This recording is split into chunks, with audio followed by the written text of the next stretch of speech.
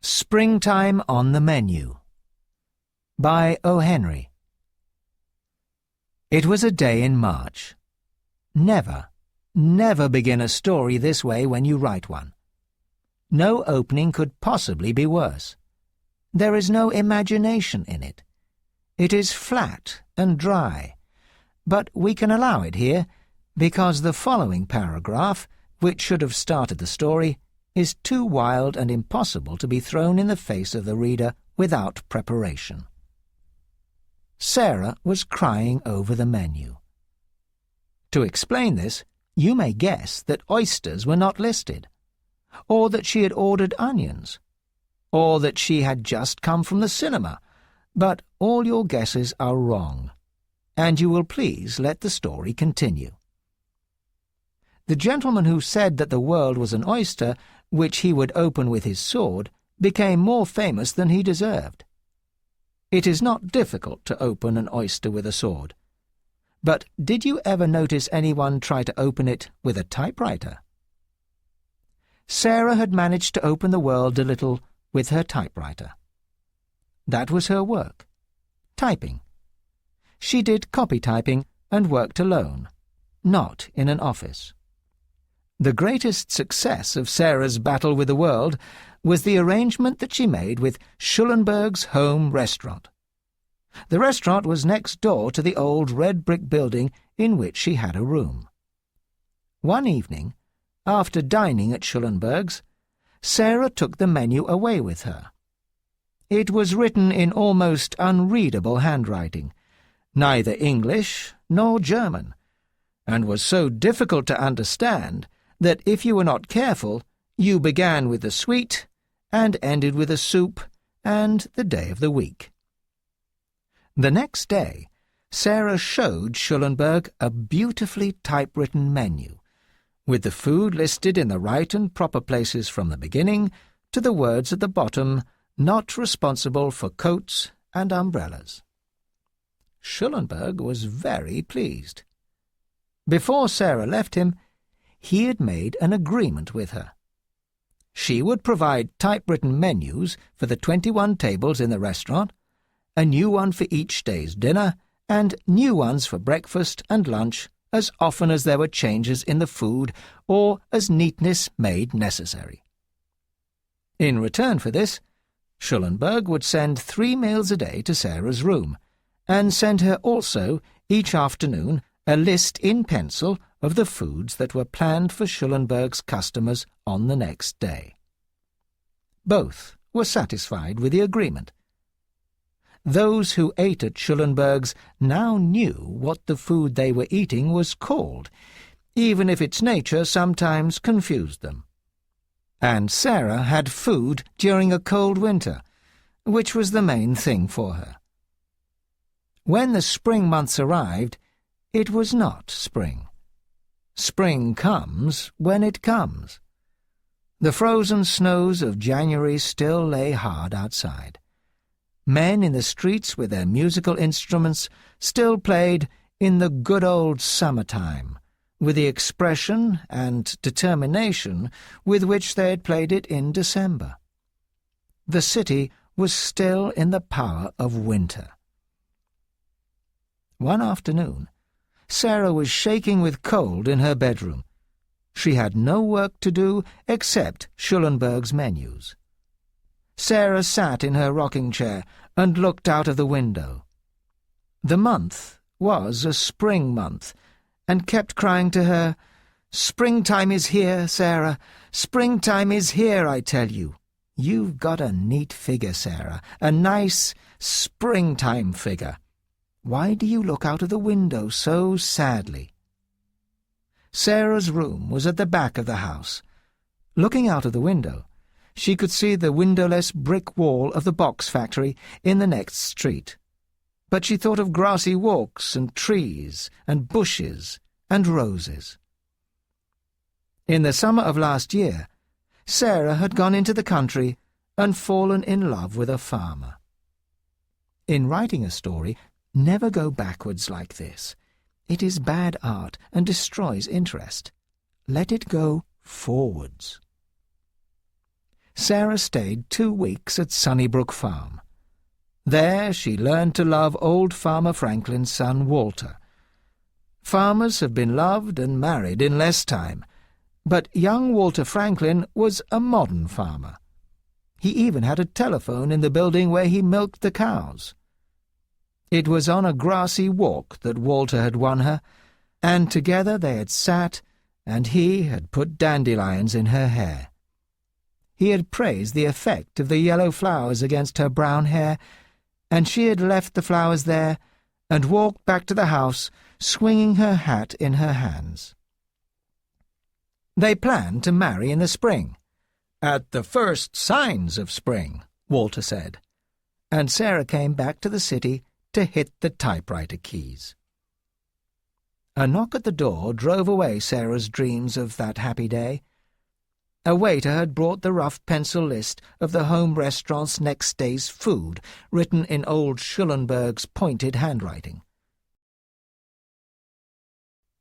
Sarah sat down at her typewriter and slipped a card beneath the rollers. She was a quick worker. Generally, in an hour and a half, the 21 cards were typed and ready. Today, there were more changes on the menu than usual. The soups were lighter. There were changes in the meat dishes. The spirit of spring filled the whole list. Sarah's fingers danced over the typewriter like little flies above a summer stream. Down through the courses she worked, giving the name of each dish its proper position according to its length, with a watchful eye. Just above the sweets came the list of vegetables, and then Sarah was crying over the menu. Tears from the depths of hopelessness rose in her heart and filled her eyes.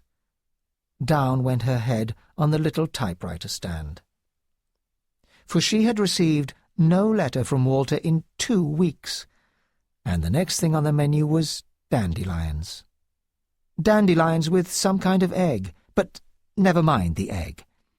Dandelions with whose golden flowers Walter had decorated the hair of his queen of love and future wife. Dandelions, the messengers of spring, reminder of her happiest days. But what a magical thing spring is! Into the great, cold city of stone and iron a message had to be sent. There was none to bring it except the little messenger of the fields, with his rough green coat, the dandelion, this lion's tooth, as the French call him. When he is in flower, he will help with love-making, twisted in my lady's nut-brown hair. When young, before he has his flowers, he goes into the boiling pot and delivers his message. In a short time, Sarah forced back her tears. The cards must be typed.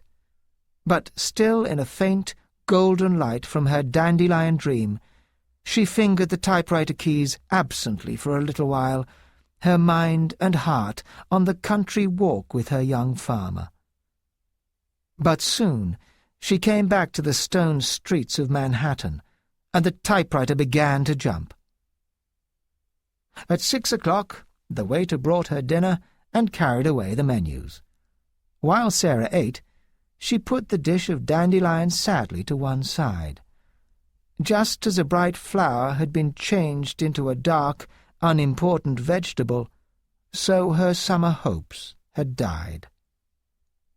At 7:30, the 2 people in the next room began to quarrel.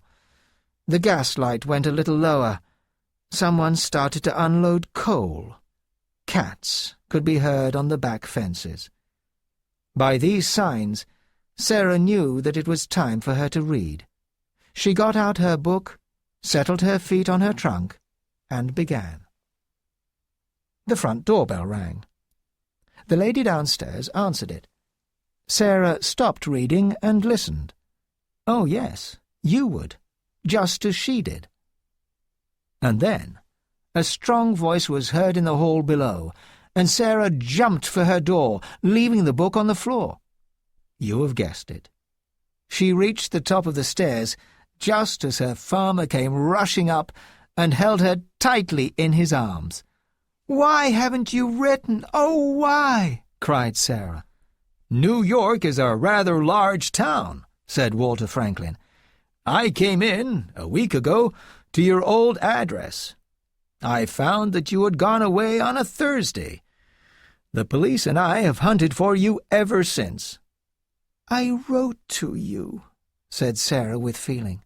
"Never got it." "Then how did you find me?" The young farmer smiled a springtime smile. "I went into the home restaurant next door this evening," said he. "I don't care who knows it. I like a dish of some kind of greens at this time of the year. I ran my eye down that nice typewritten menu looking for something like that.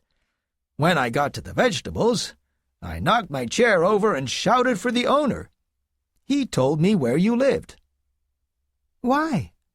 "I'd know that capital W above the line that your typewriter makes anywhere in the world," said Franklin. The young man pulled a menu from his pocket and pointed to a line. Sarah recognized the first card she had typed that afternoon. There was still a mark in the upper right-hand corner where a tear had fallen. But over the spot where one should have read the name of a certain plant, the memory of their golden flowers had caused her fingers to strike strange keys. Between two vegetables listed on the menu was the description, "Dearest Walter, with hard-boiled egg."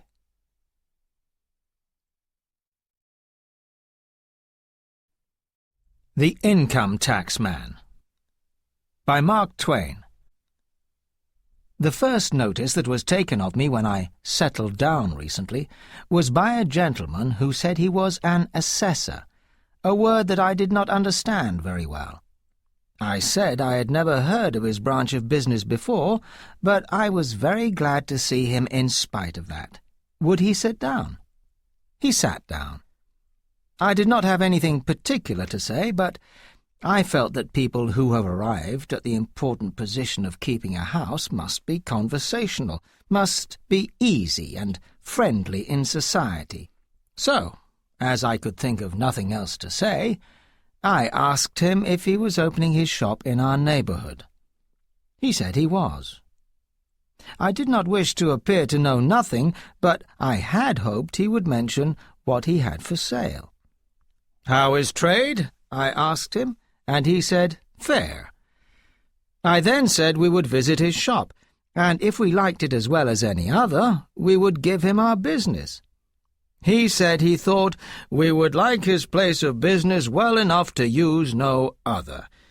He said he had never met anybody who would go off and hunt up another man in the same kind of business after trading with him once. Well, that sounded rather too confident, but the man looked honest enough. I do not know how it happened exactly, but gradually we appeared to become more friendly in our conversation, and then everything went along very comfortably. We talked and talked and talked. At least I did. And we laughed and laughed and laughed. At least he did. But all the time my mind was working hard. I was determined to find out all about his business in spite of his mysterious answers, and I was determined that I would get it out of him without him knowing what I was doing. I intended to trap him with a deep, deep trick. I would tell him all about my own business, and he would naturally grow to like me so much that he would forget to be careful, and he would tell me all about his affairs before he realized what I was trying to do. I thought of saying to him, "Sir, you little know what a clever person you are dealing with." But I said, "Now, you would never guess how much money I made giving talks to people this winter and last spring." "No, I don't believe I could, to save my life. Let me see. About $2,000, perhaps. But no, sir. I know you couldn't have made so much as that. Say, 1,700? Ha-ha! I knew you couldn't guess. I received for my talks last spring and this winter $14,750. What do you think of that?" "Well, it's very surprising. That's a very large amount of money. I will make a note of it. And you say even this wasn't all?" "All? My dear sir, there was my income from the newspaper, the Daily War Whoop, for 4 months. Well, what would you say to about $8,000, for example?" "Say? Well, I should say I should like to see myself rolling in just such an ocean of money. 8,000. I'll make a note of it. Well, man, and in addition to all this, am I to understand that you had still more income?" "Ha, ha, ha! You're only at the beginning of it. I wrote a book, The Innocents Abroad. Price $3.50 to $5, according to the cover. Listen to me. Look me in the eye. During the last 4 months and a half, not to mention sales before that, but just simply during the 4 months and a half, we've sold 95,000 copies of that book. 95,000! Think of it. Average $4 a copy, perhaps? It's nearly $400,000, my dear sir. I get half." "Good heavens! I'll write that down. 14,750, 8,200. Total about— Well, I can hardly believe it. The total is about $213 or $14,000. Is that possible?" "Possible?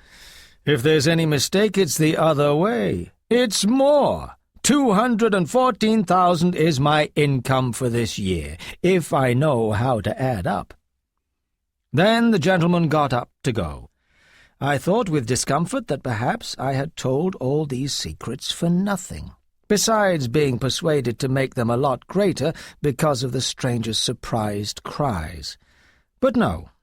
At the last moment the gentleman handed me a large envelope and said that it contained everything I might like to know about his business, and that he would be happy to have my business, would, in fact, be proud to have the business of a man with such a large income, and that he used to think there were a number of rich men in the city, but when they came to trade with him, he discovered that they hardly had enough to live on, and that, in truth, it had been such a long, long time since he had seen a rich man face to face, and talked with him, and touched him with his hands, that he could hardly stop himself from throwing his arms round me.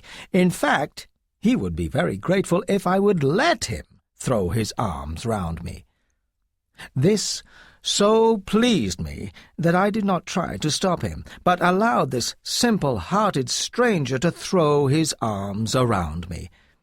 And then he went on his way. As soon as he had gone, I opened his envelope. I studied the papers carefully for 4 minutes. I then called the cook and said, "Hold me while I faint." Ah, what an evil man he was! His envelope contained nothing in the world except a form on which to record my income for the purpose of income tax. A long list of impolite questions about my private affairs, filling the best part of 4 long pages of small print, questions, I may say, formed with such wonderful skill that the oldest and wisest man in the world couldn't understand the meaning of most of them. Questions, too, that were designed to make a man report about 4 times his actual income to stop himself telling a lie. I looked for a way out of my troubles, but there did not appear to be any. Inquiry number 1 covered my case generously and completely. What were your profits during the past year from any trade, business, or work wherever carried on? And that inquiry was followed by 13 others of an equally searching nature. The gentlest of them demanded information about whether I had been a robber on the open road, or whether I had set fire to anything, or had any other secret way of getting money, or had received any property which was not mentioned in my statement of income as stated opposite inquiry number 1. It was very clear that the stranger had let me make a fool of myself. By encouraging my pride, the stranger had persuaded me to admit to an income of $214,000. It appeared that by law $1,000 of this was free from income tax, which was only a drop in the ocean. At the legal rate of 5%, I had to pay over to the government in tax the terrible sum of $10,650. I should say at this stage that I did not do it. I know a very wealthy man whose house is a palace, whose table is kingly, who spends a great deal, but a man who has no income, as I have often noticed when looking at the list of taxes paid by other citizens. And to him I went for advice. He took my papers, he put on his glasses, he picked up his pen, and suddenly I was a very poor man. It was the neatest thing that ever was. He did it simply by cleverly arranging the list of allowances. He wrote down my state, national, and city taxes as so much, my losses by flood, fire, and so on as so much, my losses on sales of property and animals sold, on payments for rent of home, on repairs and improvements as so much. He wrote down salary, already taxed, as an officer of the United States Army or other service as so much. He wrote down other things. He found unbelievable amounts to set against my income from each one of these allowances, each and every one of them. And when he had finished, he handed me the paper, and I saw immediately that during the year my income as profits had been $1,250.40. Now, he said, the $1,000 is free from tax by law. What you must do is to go and swear that this information is true, and then pay tax on the $250. While he was making this speech, his little boy Willie lifted a $2 note out of his pocket and disappeared with it, and I feel quite sure that if my stranger went to see that little boy tomorrow, the boy would tell lies about his income. "Do you," said I, "do you always arrange the allowances in this way for your own income, sir?" "Well, of course. If we didn't have those 11 questions under the heading of allowances, I would become a beggar every year in order to support this hateful and evil, this cruel and terrible government." This gentleman stands very high among the very best of the rich men of the city, the men of moral value, of high business standards, of great social standing, and so I accepted his suggestion. I went down to the tax office, and under the cold eyes of my previous visitor, I stood up and swore to lie after lie, trick after trick, until my soul was coated with a thick layer of lies, and my self-respect was gone forever.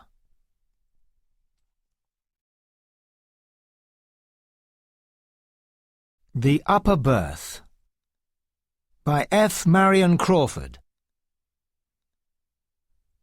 We had talked for a long time, and the conversation was beginning to fail. The tobacco smoke had got into the heavy curtains, the wine had got into our brains, and it was already perfectly clear that the meeting might soon come to its natural end, and we, the guests, would go home to bed and most certainly to sleep. No one had said anything very interesting. It may be that no one had anything very interesting to say. It was then that Brisbane spoke, and we all looked at him. He was a man of about 35, and had those gifts which chiefly attract the attention of men. He was a strong man. There was nothing unusual about his appearance, though his size was above the average. He was almost 2 meters in height. He did not appear to be fat, but, on the other hand, he was certainly not thin. His small head was supported by a strong neck, and he had powerful hands and an unusually thick chest. He was one of those men who look extremely strong and are really much stronger than they look. "It is a very strange thing," said Brisbane. Everybody stopped talking. Brisbane's voice was not loud, but it had a sharp quality which could cut through general conversation like a knife. Everybody listened. Brisbane noticed that he had attracted their attention. "It is a very strange thing," he continued, "about ghosts. People are always asking whether anybody has seen a ghost. I have." "Nonsense! What, you? You don't mean to say so, Brisbane?" Cries from all sides greeted Brisbane's surprising statement. The situation was saved. Brisbane was going to tell a story. "I am an old sailor," said Brisbane, "and as I have to cross the Atlantic fairly often, there are ships that I particularly like. I have a habit of waiting for certain ships when it is necessary for me to sail. I have always had good crossings, with one exception. I remember it very well. It was a warm morning in June. I did not have much luggage. I never have. The Kamtschatka was one of the ships I liked best. I say was, because she certainly no longer is. I cannot think of anything in the world which would make me travel on her again. Yes, I know what you're going to say. She's a good ship.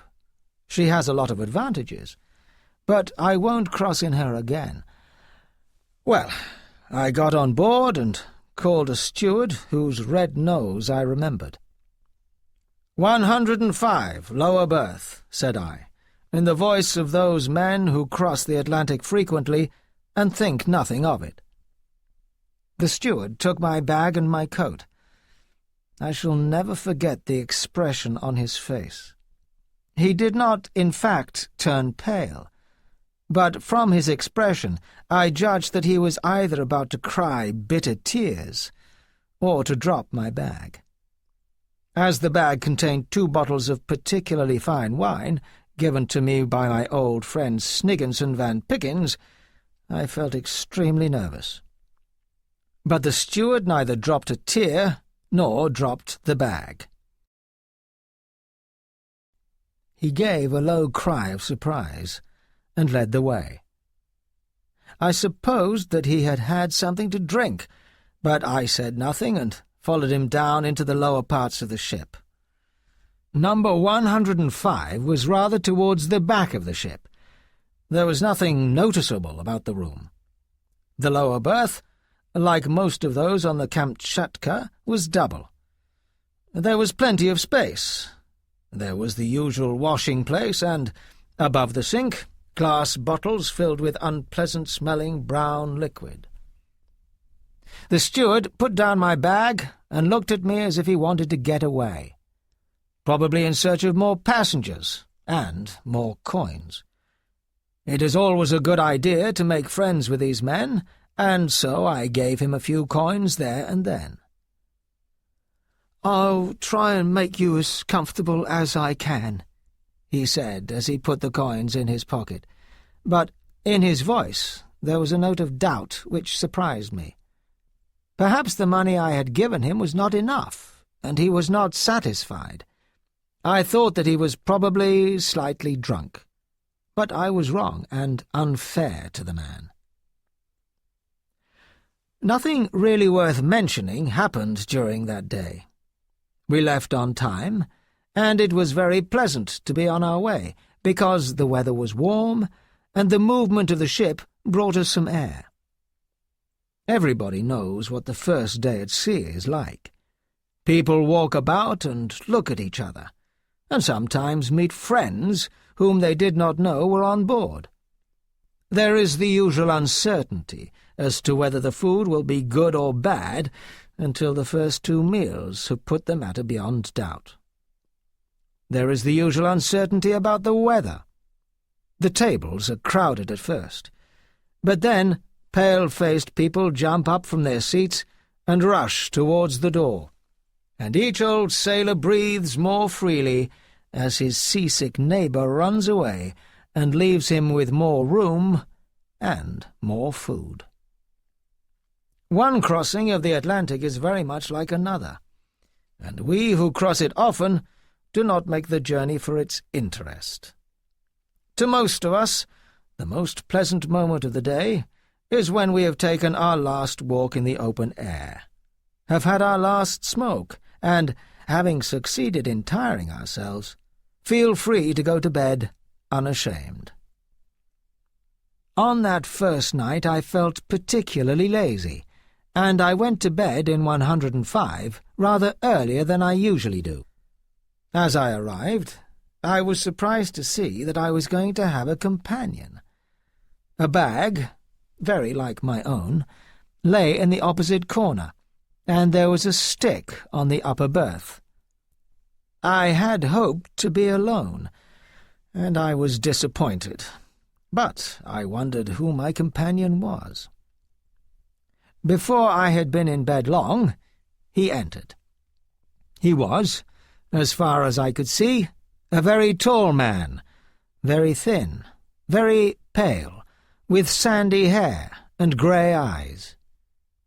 He was the sort of man you might see in Wall Street, or at the Café Anglais, who always seems to be alone.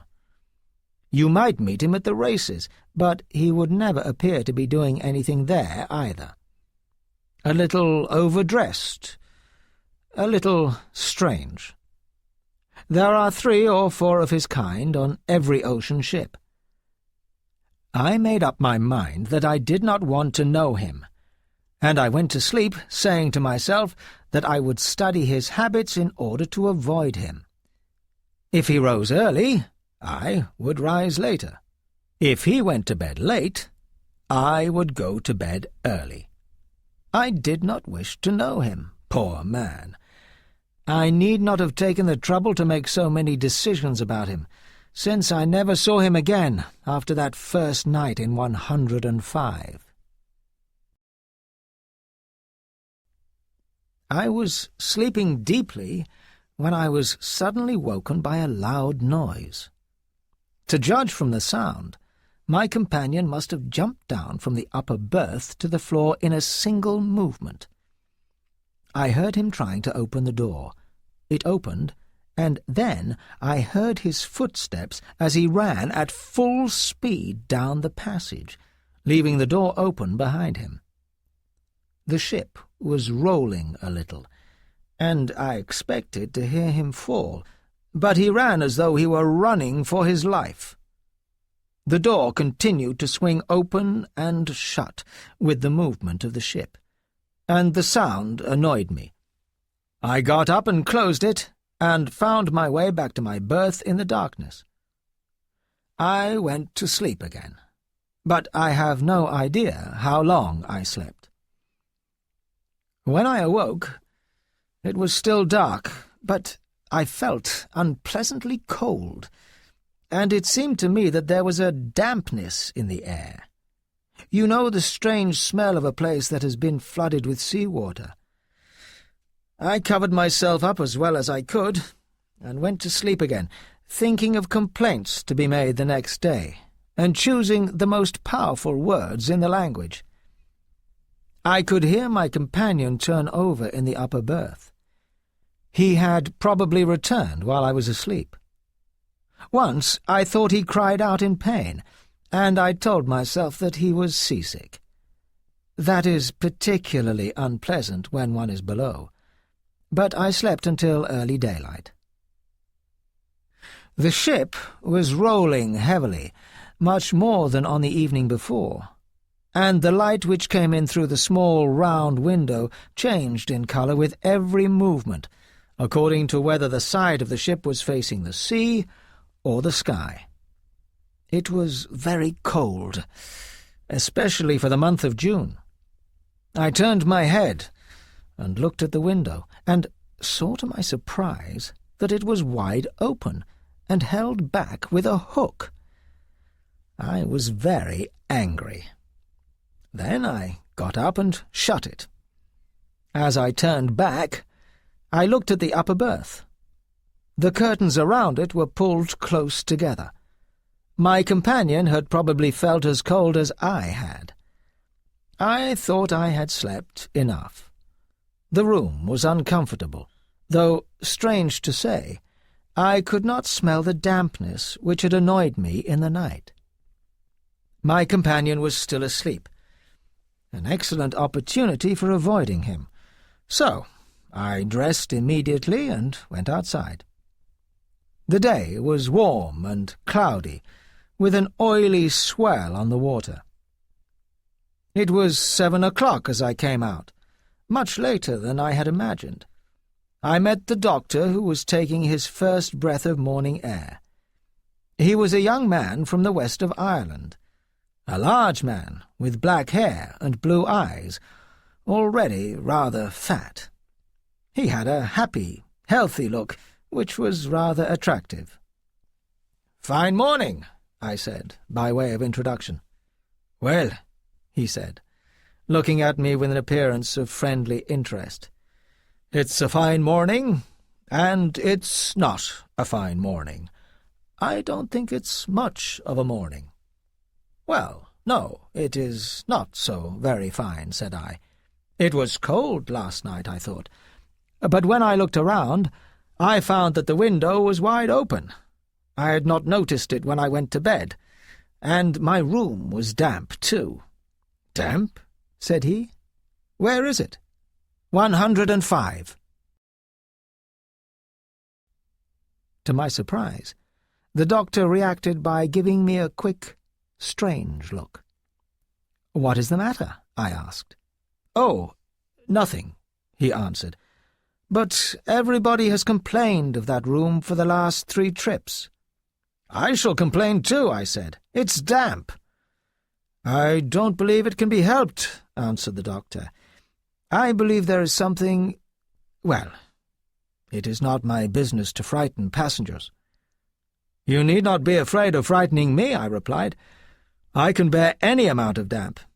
If I get a bad cold, I will come to you immediately." "It is not so much the dampness," he said, "but I expect you will get on very well.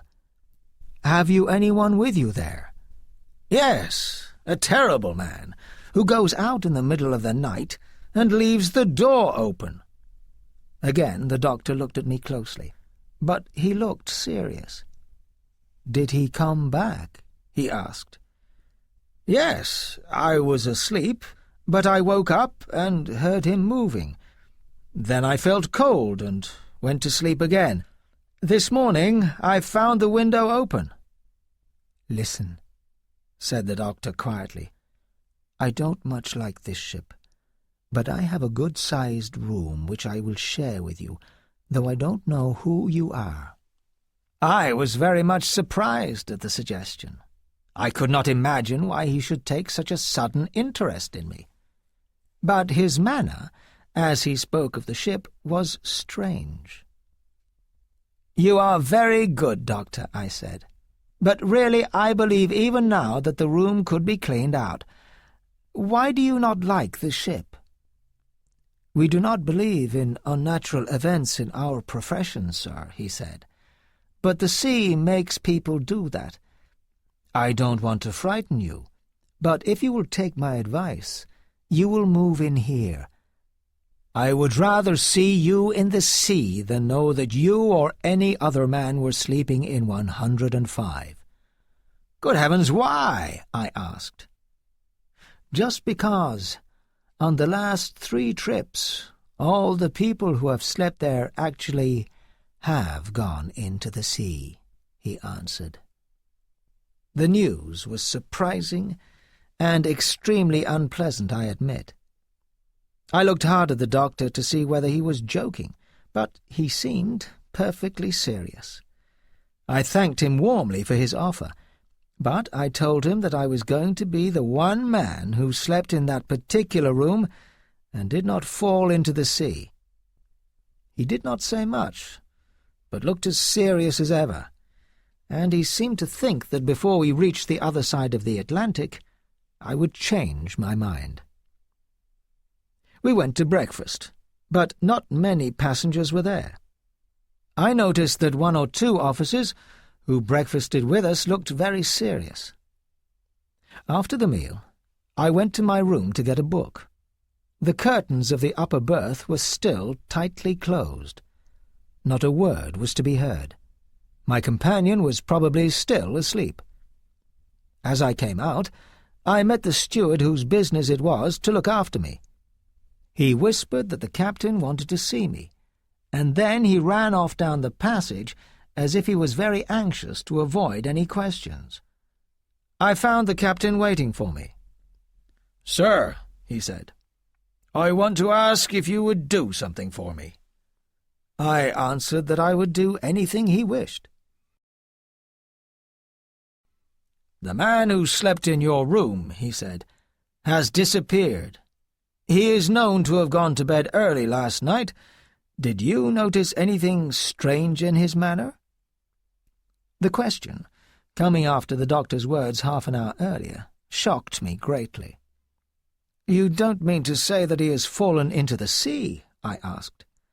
"I fear he has," answered the captain.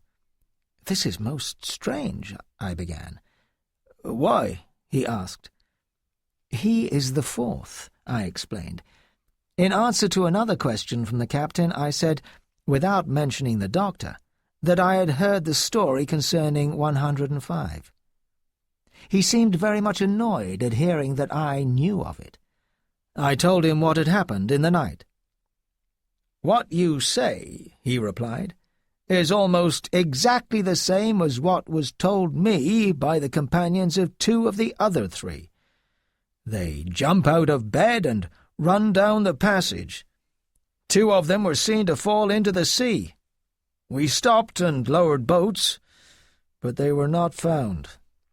But nobody saw or heard the man who was lost last night, if he really is lost. The steward, who perhaps expected something to go wrong, went to look for him this morning and found his berth empty. His clothes were lying about, just as he had left them. The steward was the only man on board who knew him by sight, and he has been looking everywhere for him. He has disappeared. Now, sir, I want to beg you not to mention this to any of the passengers. I don't want the ship to get a bad name. You can choose any one of the officers' rooms you like, including my own, for the rest of the journey. Is that fair?" "Very," said I, "and I thank you very much. But now I have that room to myself, and am alone there, so I would rather not move. If the steward will take out that unfortunate man's things, I would like to stay where I am. I will not say anything about the matter, and I think I can promise you that I will not follow my companion." The captain argued with me, but I preferred to be alone in my room. If I moved, I would have to share a room with an officer. I do not know whether I acted foolishly, but if I had taken his advice, I would have nothing more to tell. But that was not the end of the matter. I made up my mind that I would not be upset by such stories. I told the captain that there was something wrong with the room. It was rather damp. The window had been left open last night. Perhaps my companion was ill when he came on board, and perhaps he became feverish after he went to bed. He might even now be hiding somewhere on board and might be found later. The room ought to be cleaned, and the lock on the window ought to be mended. I asked the captain's permission to have these things done. "Of course, you have a right to stay where you are if you please," he replied, "but I wish you would move somewhere else, and let me lock the place up." I could not agree, and I went away after promising to be silent concerning the man's disappearance. He was not missed during the course of the day. Towards evening, I met the doctor again, and he asked me whether I had changed my mind. I told him I had not. "You soon will," he said very seriously. We played cards in the evening, and I went to bed late. I will admit now that I had an unpleasant feeling when I entered my room. I could not help thinking of the tall man I had seen the night before, who was now drowned and dead. His face appeared clearly in front of me as I undressed. I locked the door. Suddenly, I noticed that the window was open and hooked back. This was more than I could bear. I went out in search of Robert, my steward. I was very angry, I remember, and when I found him, I dragged him roughly to the door of 105 and pushed him towards the open window. "What do you mean by leaving that window open every night? Don't you know that it's against the rules? Don't you know that if the ship rolled and the water began to come in, 10 men could not shut it? I will report you to the captain for placing the ship in danger." I was extremely angry. The man trembled and turned pale, and then began to shut the round window with the heavy metal screw. "Why don't you answer me?" I demanded. "If you please, sir," said Robert, "there's nobody on board that can keep this window shut at night. You can try it yourself, sir. I'm not going to stay on board this ship any longer, sir. But if I was you, sir, I'd go and sleep somewhere else. With the doctor, sir. Look, sir. Is that shut safely, do you think, sir? Try it, sir, and see if it will move." I tried the window and found it perfectly tight. "Well, sir," continued Robert, "in half an hour it will be open again. And hooked back too, sir. That's the terrible thing. Hooked back." I examined the great screw. "If I find it open in the night, Robert, I will give you £1. It is not possible." "You may go." £1, did you say, sir? Very good, sir. Thank you, sir. Good night, sir. A pleasant rest and all manner of lovely dreams, sir." Robert hurried away, glad to go. Of course, I did not believe him. The result was that he got his money, and I spent a strangely unpleasant night. I went to bed, and 5 minutes afterwards Robert put out the light that burned steadily in the passage the other side of the door.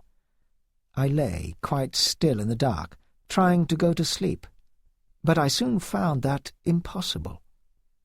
I was no longer sleepy, and I lay awake for some time, sometimes looking at the window, which I could just see from where I lay. I believe I must have lain there for an hour, and, as I remember, I was just going off into sleep when I was woken by a current of cold air. I also felt some drops of salt water blown on my face. I jumped up, but the movement of the ship threw me violently across the room. I got back onto my knees. The window was again wide open and hooked back. Now these things are facts. I was wide awake when I got up, and I should certainly have been woken by the fall if I had been asleep. There were marks on my body on the following morning to prove that I had fallen. The window was wide open and hooked back, a thing so difficult to explain that I remember very well feeling shock rather than fear when I discovered it. I immediately closed it again and turned the screw with all my strength. It was very dark in the room. I decided to watch the window to see whether it would open again. The metal screw was very heavy and not at all easy to turn. I could not believe that it had been turned by the shaking of the ship's engines. I stood there, looking out at the sea. I must have remained there for a quarter of an hour. Suddenly, as I stood, I heard something moving behind me in one of the berths, and a moment afterwards I heard a faint cry of pain. I ran across the room and pulled the curtains of the upper berth apart, pushing my hands in to discover if there was anyone there. There was someone. I remember that the feeling as I put my hands forward was as though I were pushing them into damp air, and from behind the curtains came a wind that smelled strongly of sea-water. I got hold of something that had the shape of a man's arm, but was smooth and wet and icy cold. But suddenly, as I pulled, the creature moved violently forward against me, heavy and wet, but unnaturally strong. I fell back, and in a moment the door opened, and the thing rushed out. I had not had time to be frightened, and I ran through the door and followed at top speed. But I was too late. 9 meters in front of me I could see, I am sure I saw it, a dark shadow moving along the badly lighted passage. But in a moment it had disappeared. I shook from head to toe. I am not ashamed of it at all. I was badly frightened.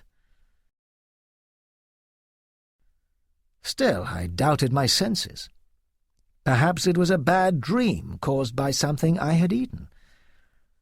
I went back to the room and entered it with an effort.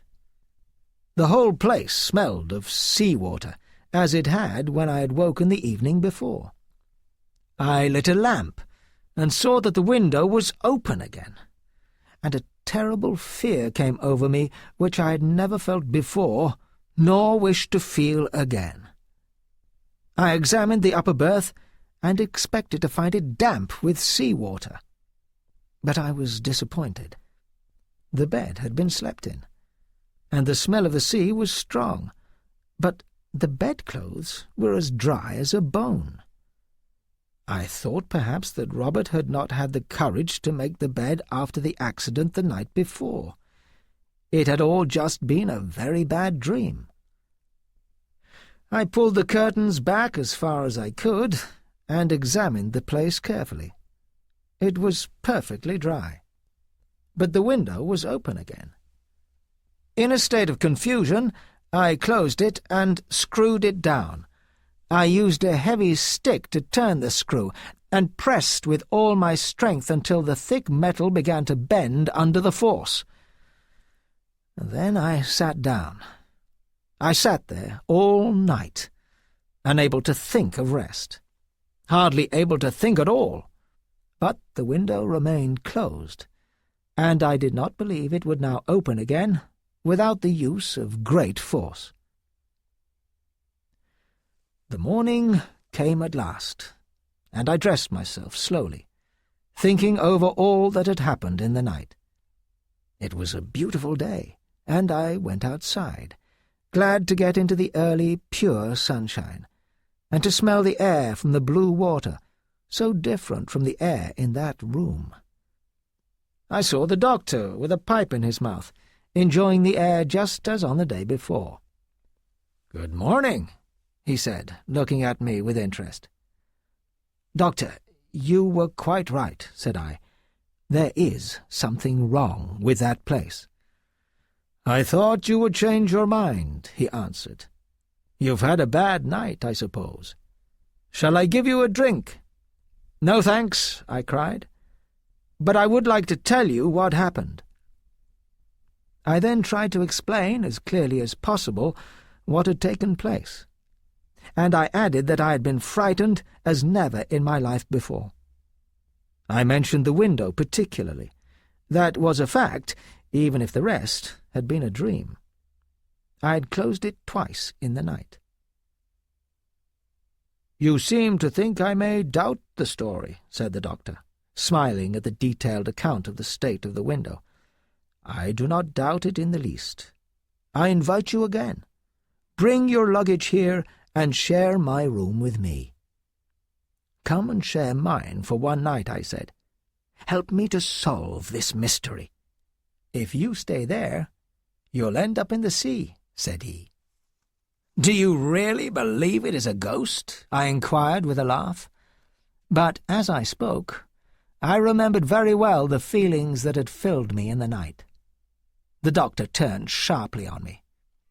"Have you any reasonable explanation of these things to offer?" he asked. "No, you have not." "Well, you say you will find an explanation. I say that you won't, sir, simply because there is none." "But, my dear sir," I replied, "do you, as a man of science, mean to tell me that such things cannot be explained?" "I do," he answered, "and if they could, I would not be interested in the explanation." I did not wish to spend another night alone in that place, but I was determined to find the cause of the strange events. I do not believe there are many men who would have slept there alone after passing 2 such nights. But I decided to try it if I could not get anyone to share with me. The doctor did not want to join me, and he informed me that there was no one on board who would be likely to join me. A little later, I met the captain and told him my story. "Listen," he said, "I will tell you what I will do. I will share your watch myself, and we will see what happens. It is my belief that we can solve this mystery together. There may be someone hiding on board who travels free by frightening the passengers." I was very pleased by the captain's offer to spend the night with me. He sent for a workman and ordered him to do anything I wanted. We went below immediately. I had all the bedclothes taken out of the upper berth, and we examined the place thoroughly to see if there was a board loose anywhere, or part of the wall which could be opened or pushed apart. We examined the floor and took the lower berth to pieces. In fact, there was no part of the room which was not searched and tested. Everything was in perfect order, and we put everything back in its place. As we were finishing our work, Robert came to the door and looked in. "Well, sir, find anything, sir?" he asked. "You were right about the window, Robert," I said, and I gave him the promised money. Then the workman spoke. "It's my belief, sir," he said, "that you'd better move and let me lock the room up by putting some long screws through the door. 4 lives have been lost out of here, and in 4 trips. Better give it up, sir. Better give it up." "I will try it for one more night," I said. My spirits had risen at the thought of having the captain's company, and I made up my mind not to be prevented from getting to the bottom of the strange business. The captain was one of those cheerful sailors whose courage and calmness in times of difficulty lead them naturally to high positions of trust. He was not the man to be discouraged by a silly story. At about 10 o'clock that evening, as I was having a last smoke, he came up to me and took me to one side. "This is a serious matter, Mr. Brisbane," he said. "We shall either be disappointed or have a rough time. I cannot laugh at the affair, and I will ask you to sign your name to a statement of whatever happens. If nothing happens tonight, we will try again tomorrow and the next day. Are you ready?" So we went below and entered the room. Robert watched us as we went in, as though he was certain that something terrible was about to happen. The captain closed the door behind us and locked it. "Let us put your bag in front of the door," he suggested. "One of us can sit on it. Nothing can get out then. Is the window screwed down?" I found it as I had left it in the morning. In fact, without using some kind of metal bar or heavy stick, as I had done, no one could have opened it. I pulled back the curtains of the upper berth so that I could see well into it. The captain sat on the bag and asked me to search the room thoroughly. This was soon done. "It is impossible for any human being to get in," I said, "or for any human being to open the window." "Very good," said the captain calmly. "If we see anything now, it must be either imagination or something inhuman and unnatural." I sat down on the edge of the lower berth. "The first time it happened," said the captain, "was in March. The passenger who slept here, in the upper berth, turned out to be a madman. He rushed out in the middle of the night and threw himself into the sea before anyone could stop him." "I suppose that often happens," I said. "Not often, no. Never before in my experience, though I have heard of it happening on board other ships. On the very next trip—" "What are you looking at?" he asked suddenly. I believe I gave no answer. My eyes were fixed on the window. It seemed to me that the metal screw was beginning to turn very slowly, so slowly that I was not sure it moved at all. Seeing where I was looking, the captain looked too.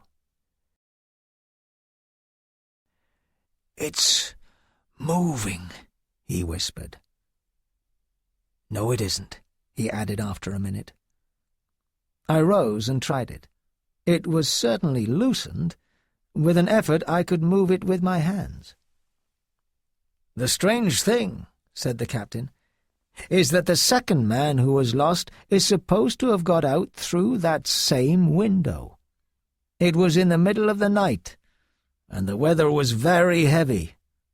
It was said that one of the windows was open and the sea was running in.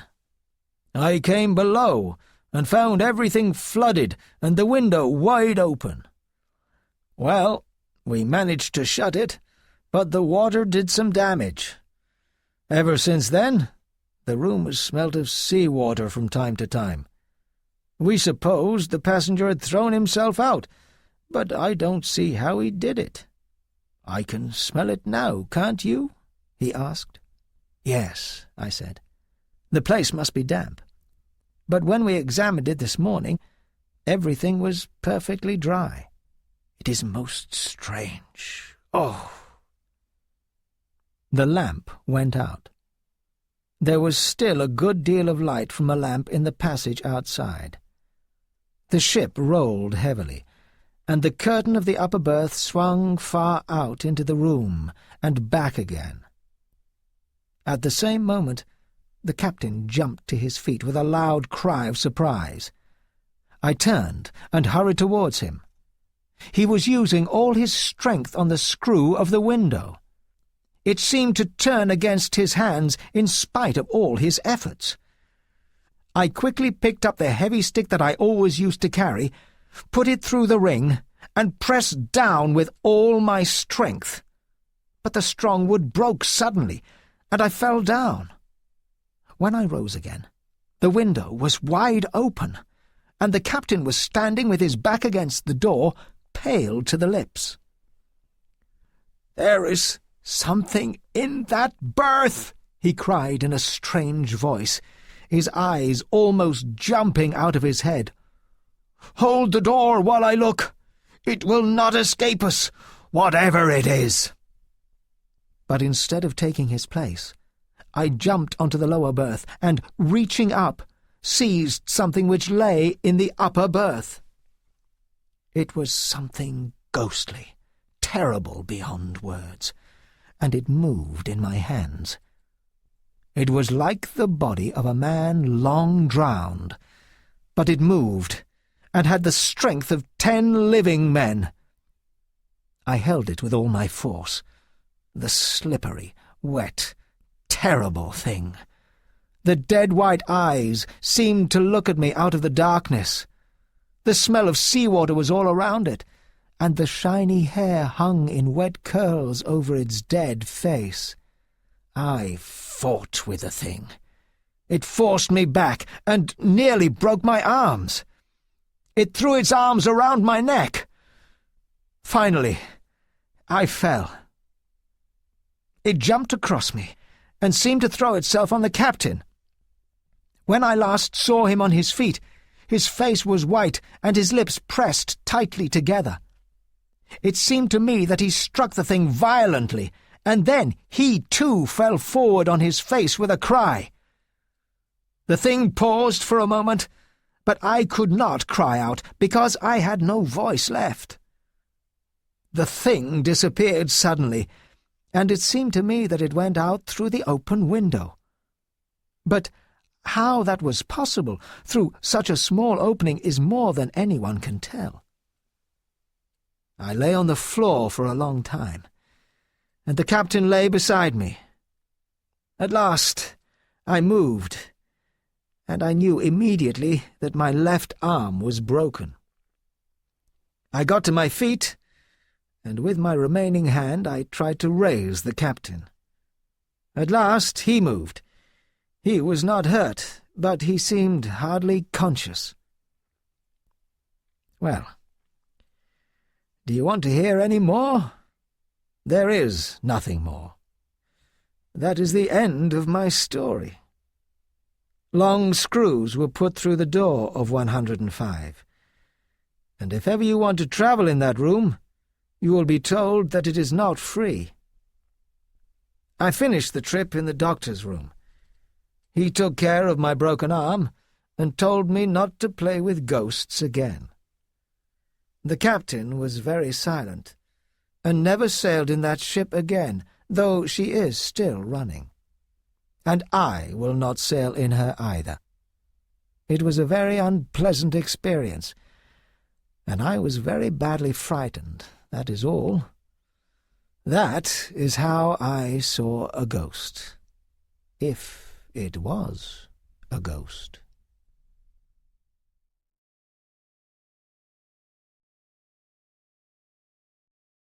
My Bank Account by Stephen Leacock.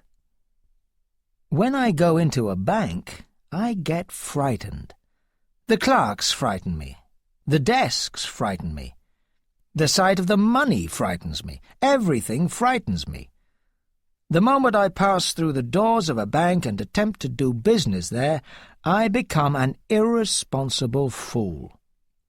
I knew this before, but my salary had been raised to $50 a month, and I felt that the bank was the only place for it. So I walked unsteadily in and looked round at the clerks with fear.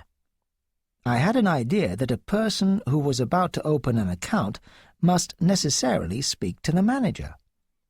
I went up to a desk marked Accountant. The accountant was a tall, confident devil. The very sight of him frightened me.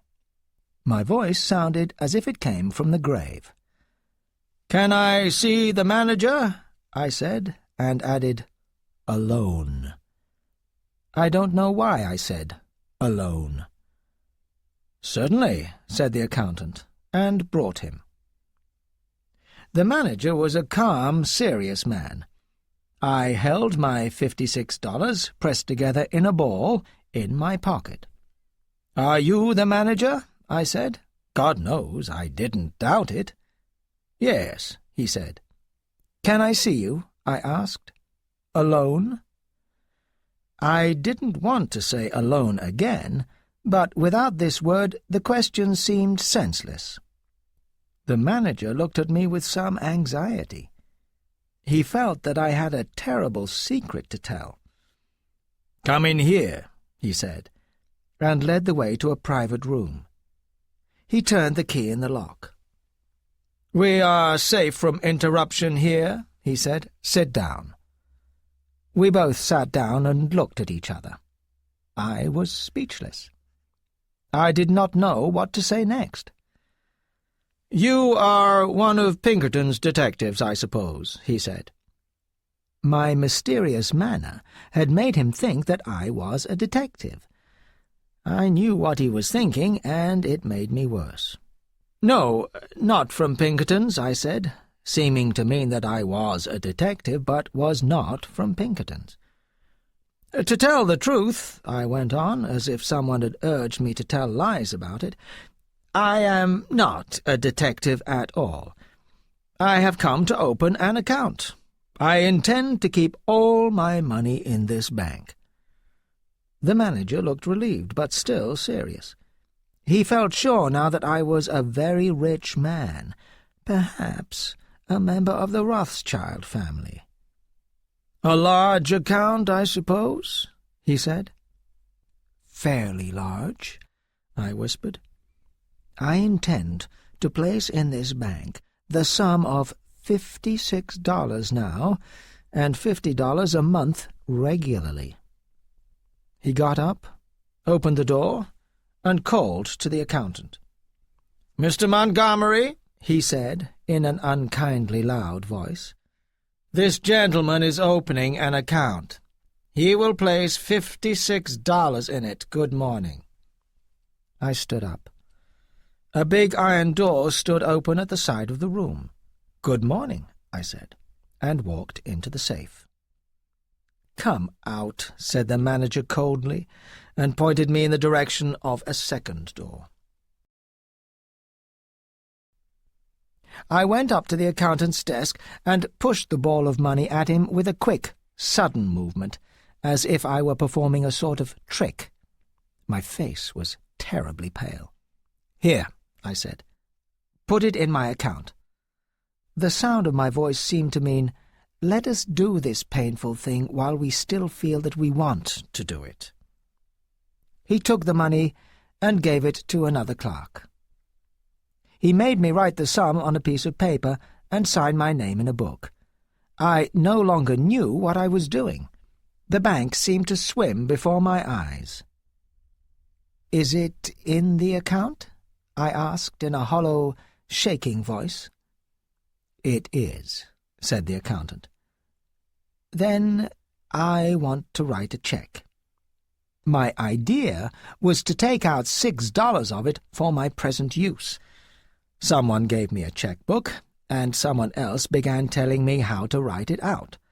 The people in the bank treated me like a man who owned millions of dollars, but was unwell. I wrote something on the check and pushed it towards the clerk. He looked at it. "What? Are you taking it all out again?" he asked in surprise. Then I realized that I had written $56 instead of $6. I was too upset to explain my mistake. All the clerks had stopped writing to look at me. I had to make a decision. "Yes, the whole thing." "You wish to take your money out of the bank?" "Every cent of it." "Are you not going to put any more in the account?" said the clerk, surprised. "Never." A foolish hope came to me that they might think something had offended me while I was writing the check, and that I had changed my mind. I made a useless attempt to look like a man with an extremely quick temper. The clerk prepared to pay the money.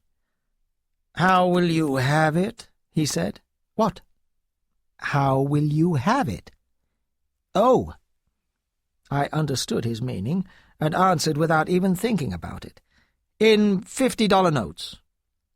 He gave me a $50 note. "And the $6?" he asked coldly. "In $6 notes," I said. He gave me $6, and I rushed out. As the big door swung behind me, I heard the sound of laughter rising to the ceiling of the bank. Since then, I no longer use a bank. I keep my money in my trouser pocket, and my savings in silver dollars in a sock.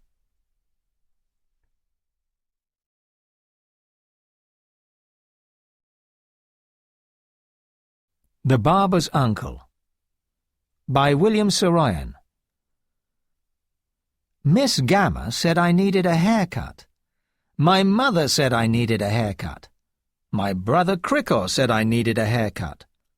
The whole world wanted me to get a haircut. My head was too big for the world.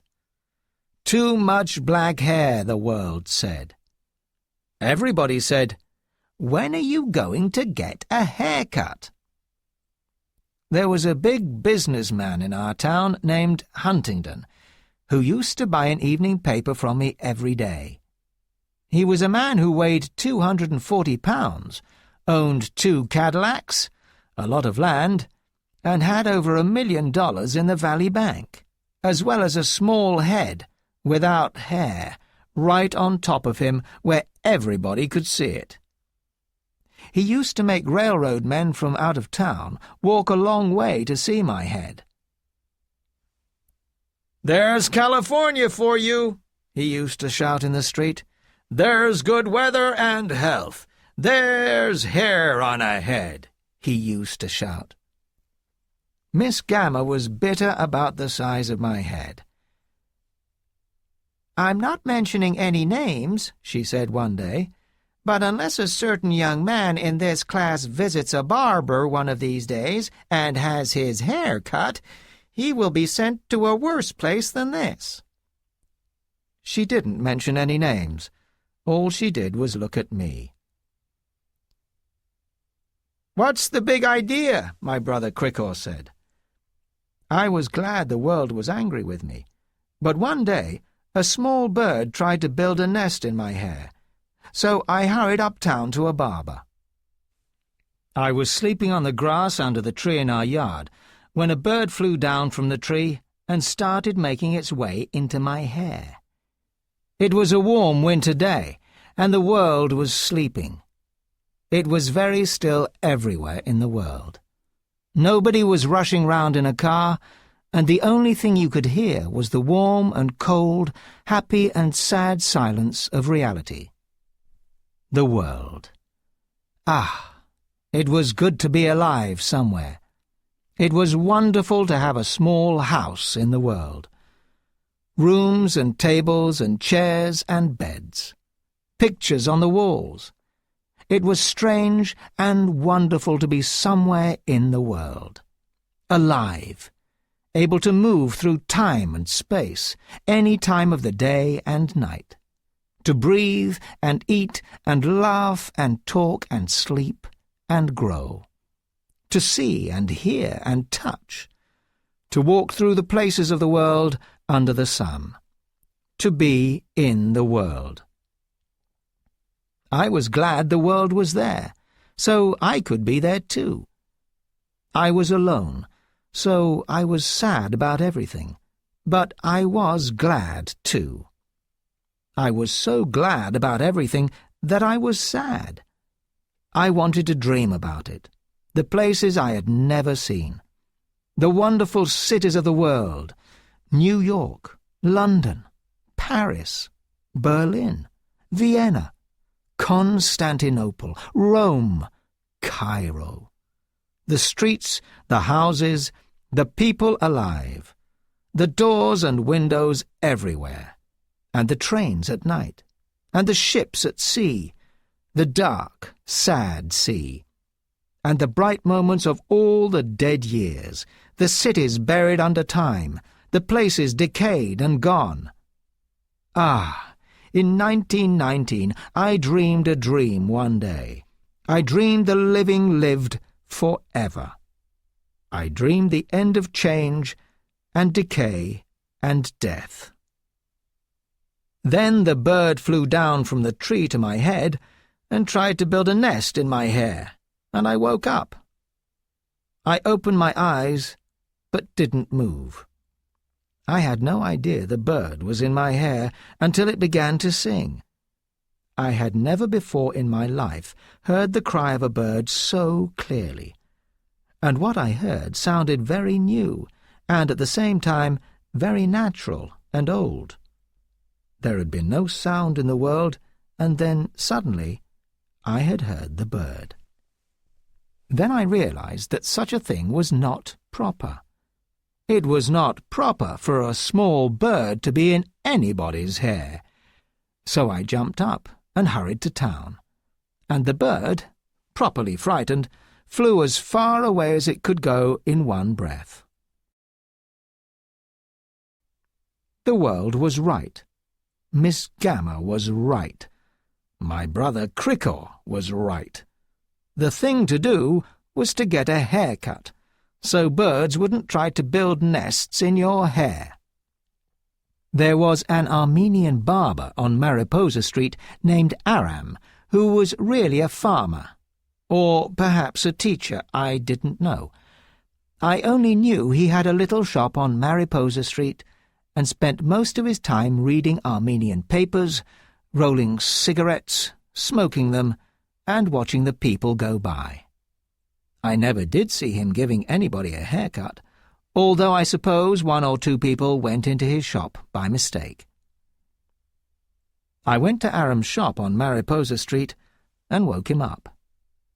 He was sitting at the little table with an Armenian book open in front of him, sleeping. In Armenian I said, "Will you cut my hair? I have 25 cents. "Ah," he said.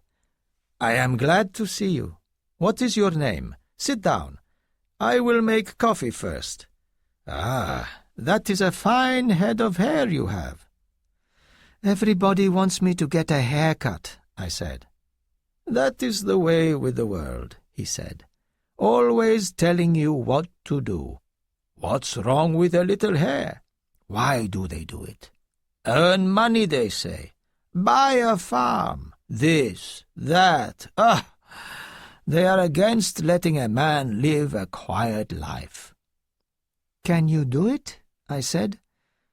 "Can you cut it all away so they will not talk about it again for a long time?" "Coffee," said the barber. "Let us drink a little coffee first."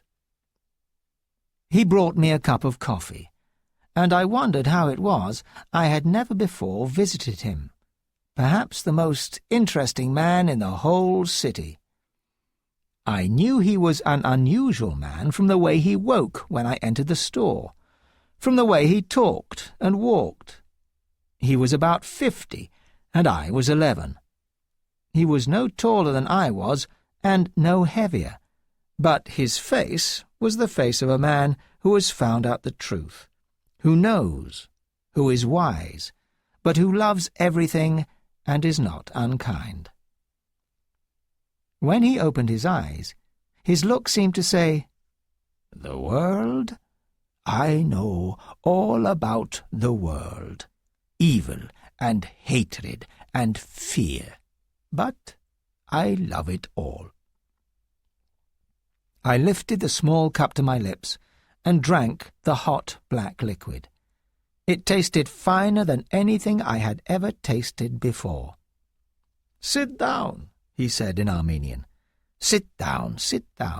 We have nowhere to go. We have nothing to do. Your hair will not grow in an hour."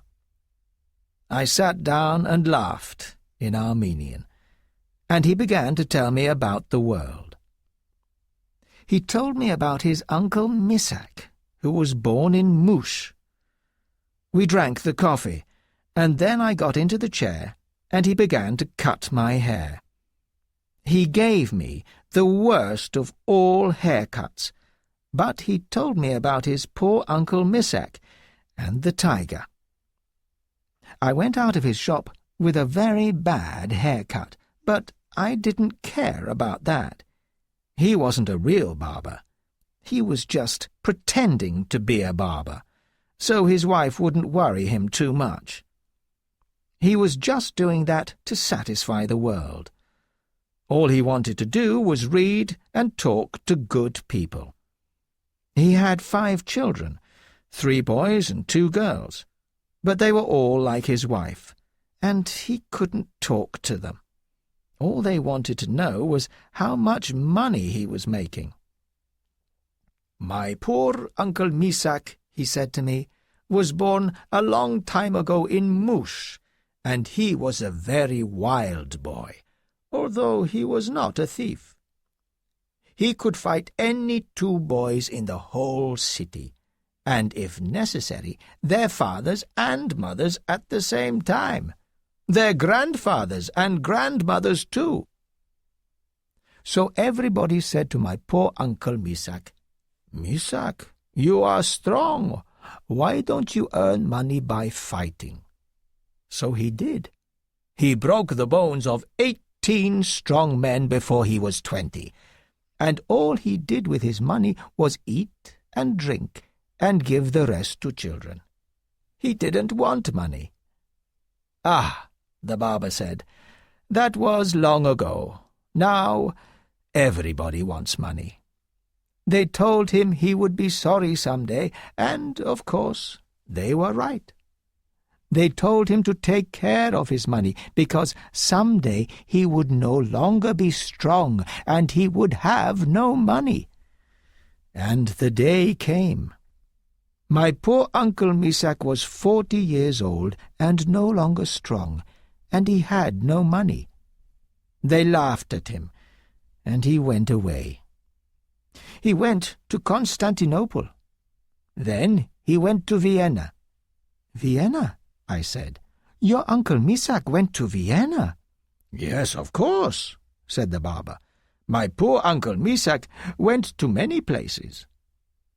In Vienna," he said, "my poor uncle could not find work, and he nearly died of hunger.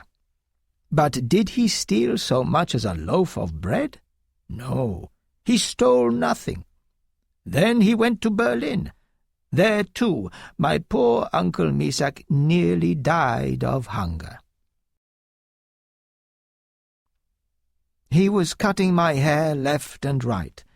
I could see the black hair on the floor and feel my head becoming colder and colder, and smaller and smaller.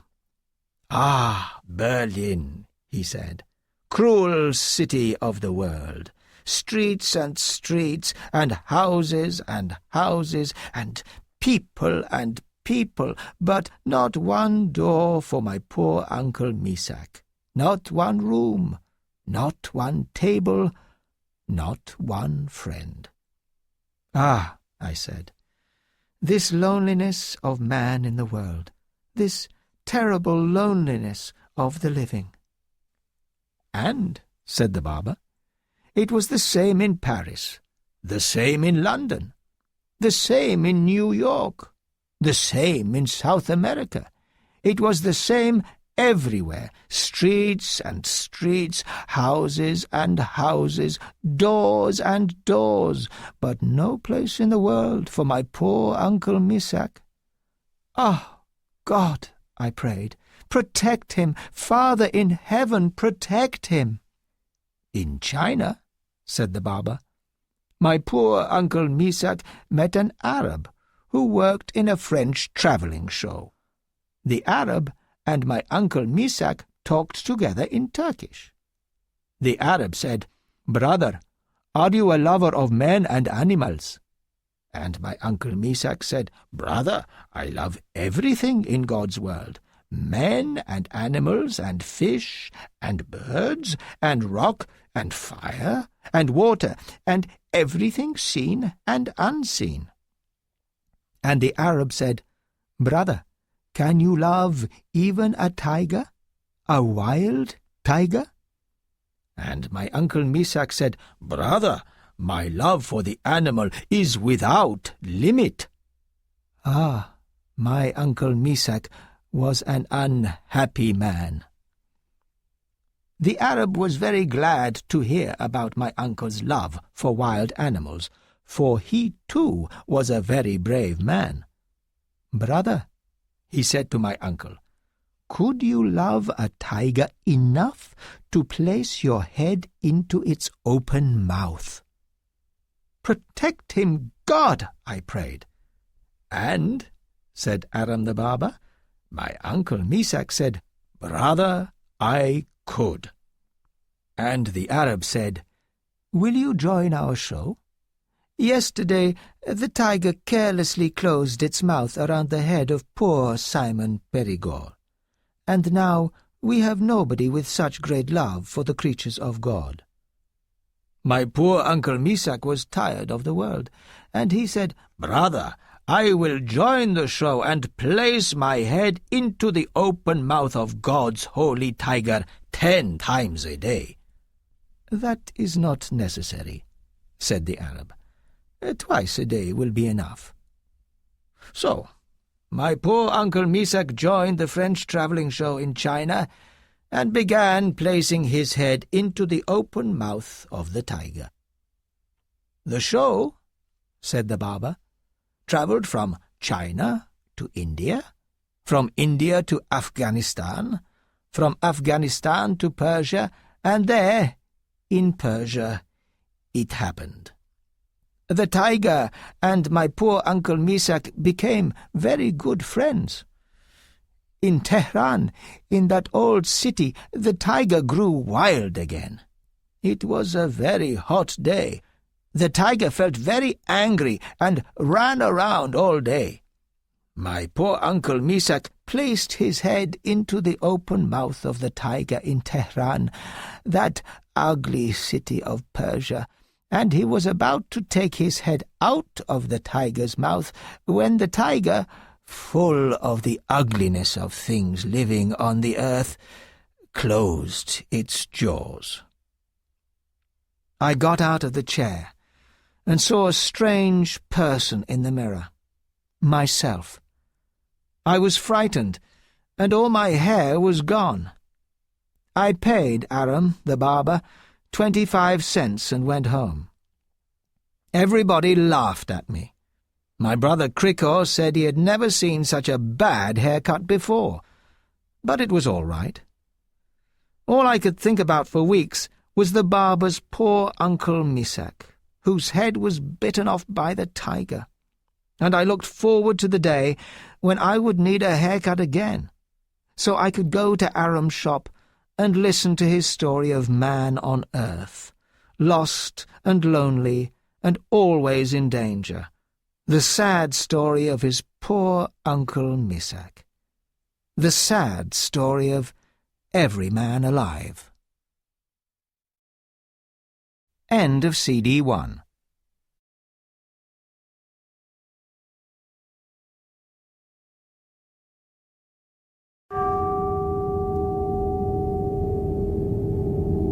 All Summer in a Day by Ray Bradbury. Ready? Ready? Now? Soon. Do the scientists really know? Will it happen today? Will it? Look, look! See for yourself! The children pressed to each other like so many roses, so many weeds, intermixed, peering out for a look at the hidden sun. It rained. It had been raining for 7 years, thousands upon thousands of days, compounded and filled from one end to the other with rain, with the drum and gush of water, with the sweet crystal fall of showers, and the concussion of storms so heavy they were tidal waves come over the islands. 1,000 forests had been crushed under the rain and grown up 1,000 times to be crushed again. And this was the way life was forever on the planet Venus, and this was the schoolroom of the children of the rocket men and women who had come to a raining world to set up civilization and live out their lives. "It's stopping! It's stopping! Yes! Yes!" Margot stood apart from them, from these children who could never remember a time when there wasn't rain and rain and rain. They were all 9 years old, and if there had been a day, 7 years ago, when the sun came out for an hour and showed its face to the stunned world, they could not recall. Sometimes at night she heard them stir in remembrance, and she knew they were dreaming and remembering gold, or a yellow crayon, or a coin large enough to buy the world with. She knew they thought they remembered a warmness, like a blushing in the face, in the body, in the arms and legs and trembling hands.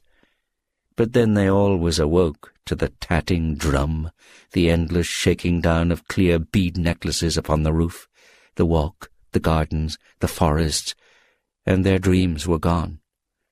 All day yesterday they had read in class about the sun, about how like a lemon it was, and how hot, and they had written small stories or essays or poems about it. I think the sun is a flower that blooms for just 1 hour. That was Margot's poem, read in a quiet voice in the still classroom, while the rain was falling outside. "Ah, you didn't write that," protested one of the boys. "I did," said Margot. "I did." "William," said the teacher. But that was yesterday. Now the rain was slackening, and the children were crushed in the great thick windows. "Where's teacher? She'll be back. She'd better hurry, we'll miss it." They turned on themselves like a feverish wheel, all tumbling spokes. Margot stood alone. She was a very frail girl, who looked as if she had been lost in the rain for years, and the rain had washed out the blue from her eyes and the red from her mouth and the yellow from her hair. She was an old photograph, dusted from an album, whitened away, and if she spoke at all, her voice would be a ghost. Now she stood, separate, staring at the rain and the loud, wet world beyond the huge glass. "What are you looking at?" said William. Margot said nothing. "Speak when you're spoken to."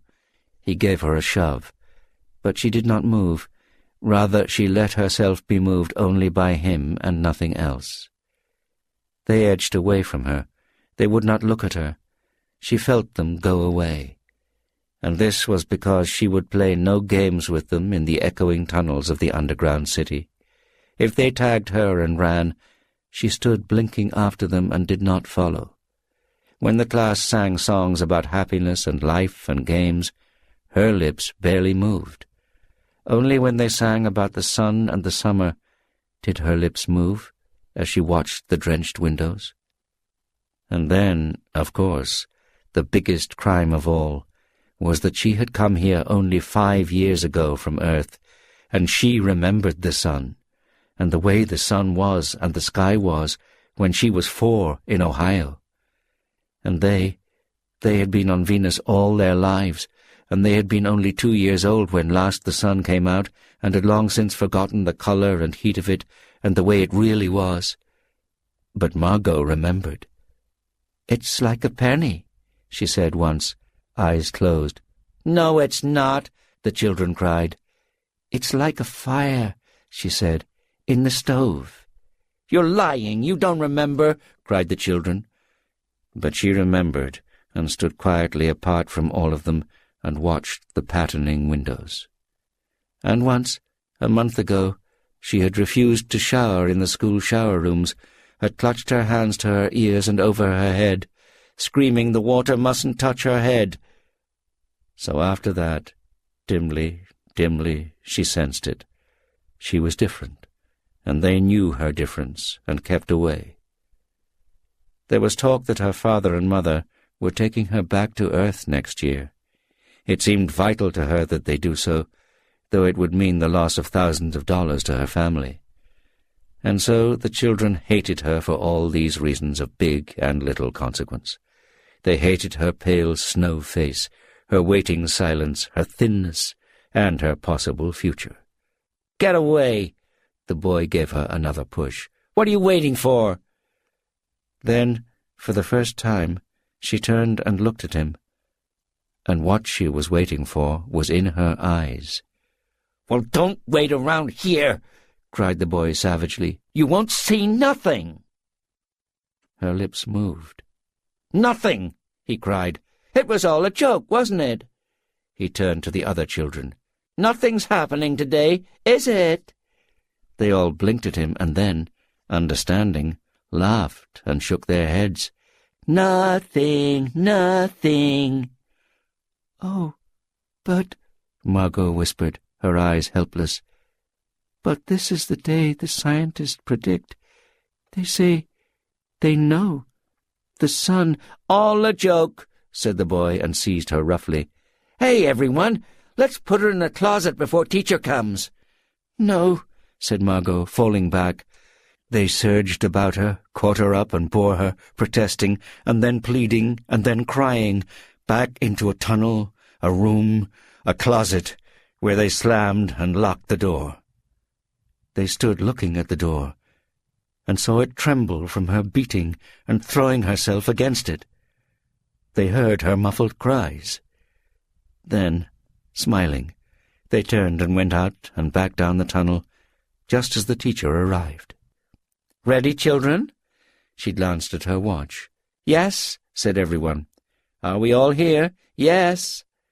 The rain slackened still more. They crowded to the huge door. The rain stopped.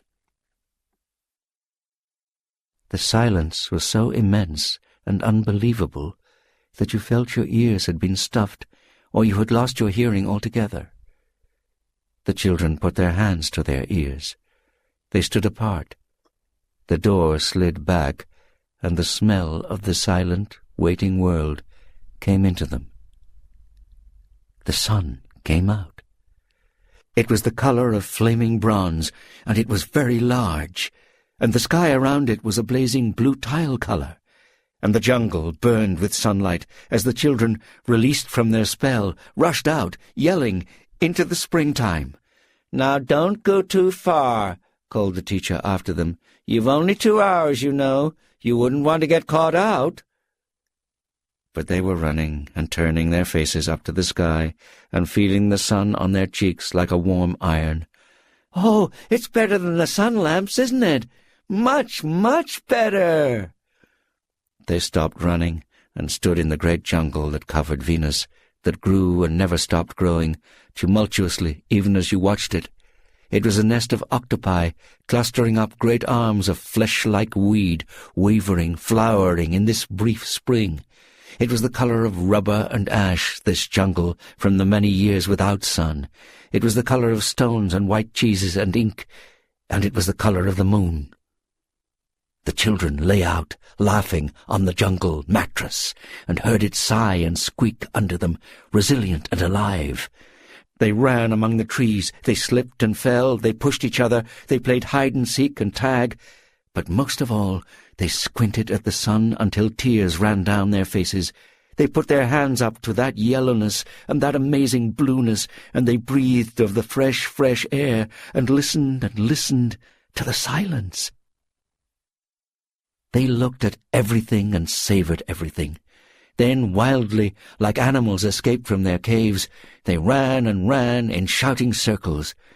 They ran for an hour and did not stop running. And then, in the midst of their running, one of the girls wailed. Everyone stopped. "Oh, look, look," she said, trembling. They came slowly to look at her opened palm. In the centre of it, cupped and huge, was a single raindrop. She began to cry, looking at it. They glanced quietly at the sky. A few cold drops fell on their noses and their cheeks and their mouths. The sun faded behind a stir of mist. A wind blew cool around them. They turned and started to walk back toward the underground house, their hands at their sides, their smiles vanishing away. A boom of thunder startled them, and like leaves before a new hurricane, they tumbled upon each other and ran. Lightning struck 10 miles away, 5 miles away, a mile, a half-mile. The sky darkened into midnight in a flash. They stood in the doorway of the underground for a moment, until it was raining hard. Then they closed the door and heard the gigantic sound of the rain falling in tons and avalanches everywhere and forever. "Will it be 7 more years?" "Yes, 7. Then one of them gave a little cry. "Margot!" "What?" "She's still in the closet where we locked her." "Margot?" They stood as if someone had driven them, like so many stakes, into the floor.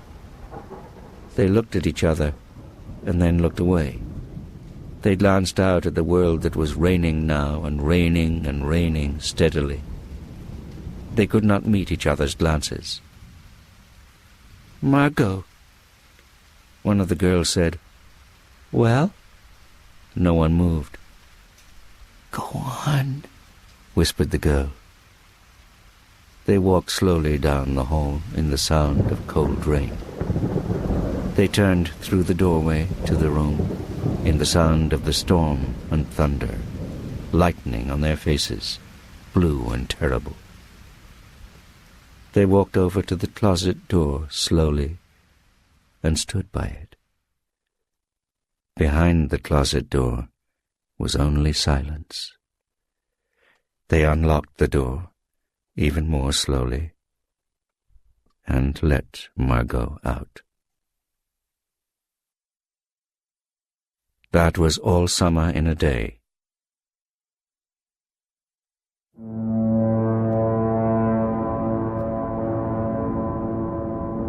The Foghorn by Ray Bradbury.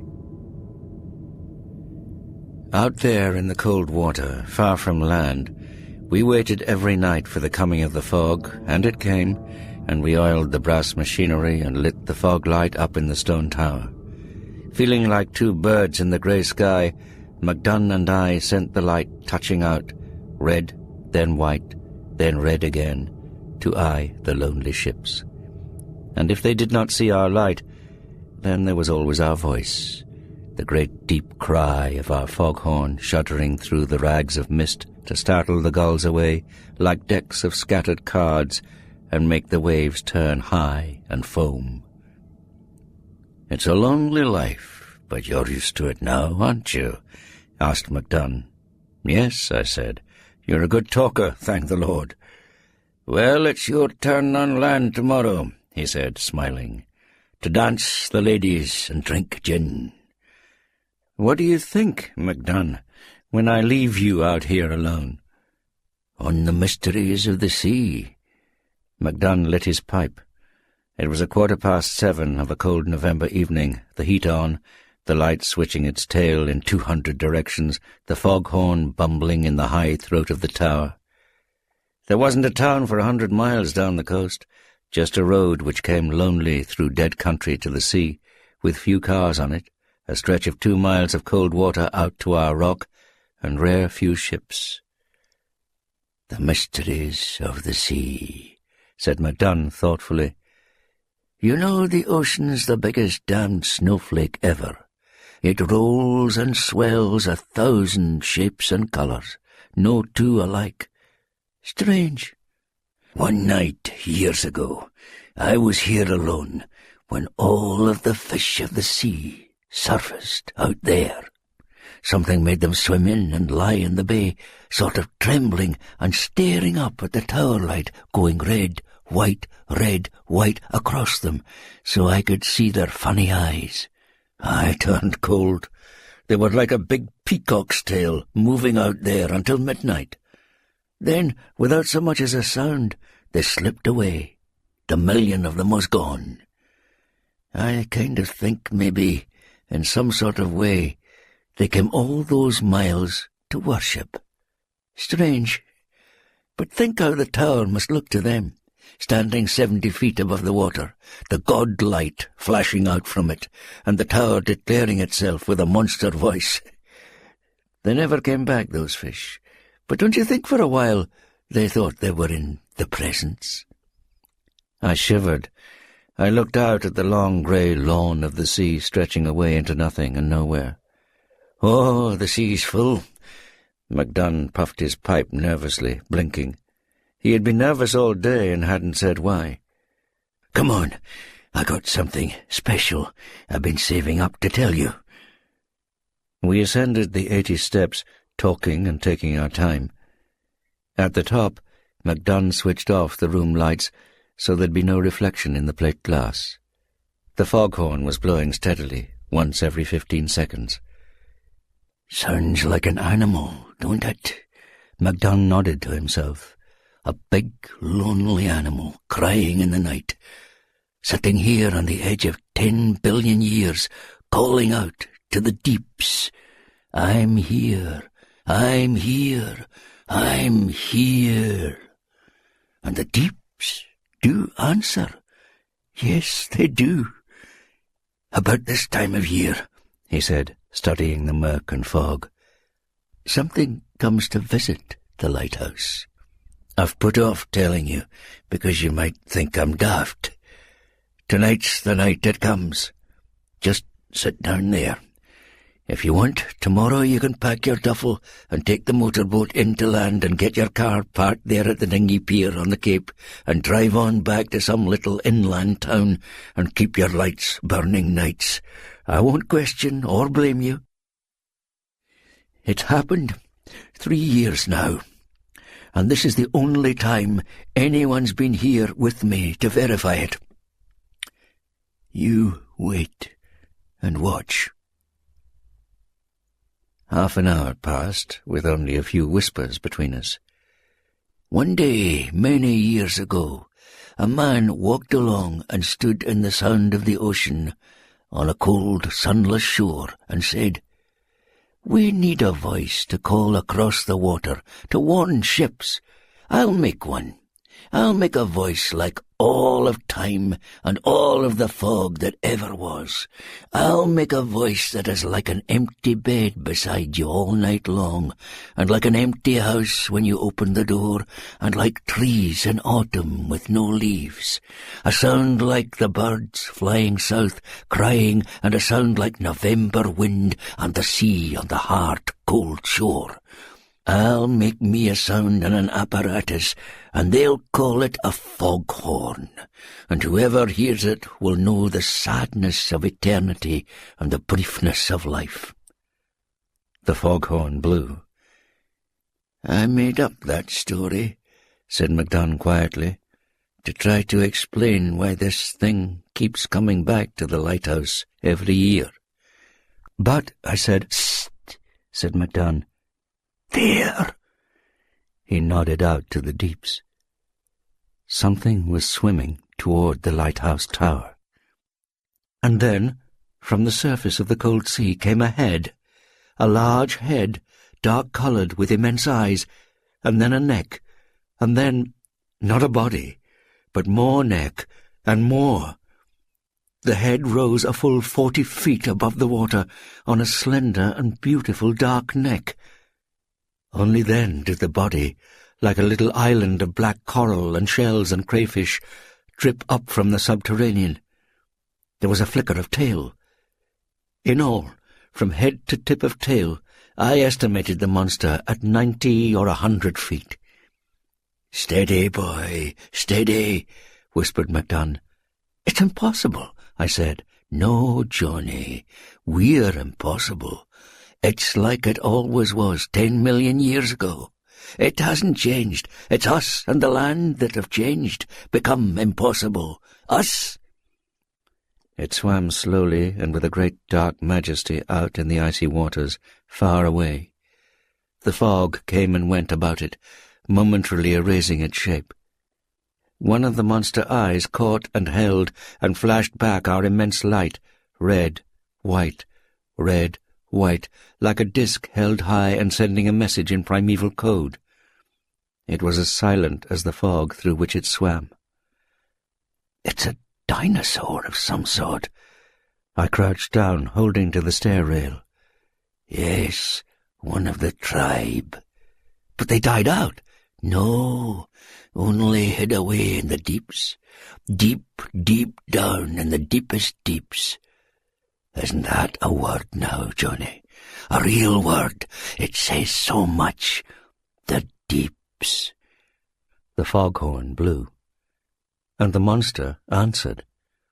A cry came across 1,000,000 years of water and mist, a cry so anguished and alone that it shuddered in my head and my body. The foghorn blew. The monster roared again.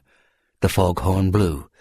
The monster opened its great toothed mouth, and the sound that came from it was the sound of the foghorn itself, lonely and vast and far away, the sound of isolation, a viewless sea, a cold night, apartness. That was the sound. "Now," whispered MacDonne, "do you know why it comes here?" I nodded.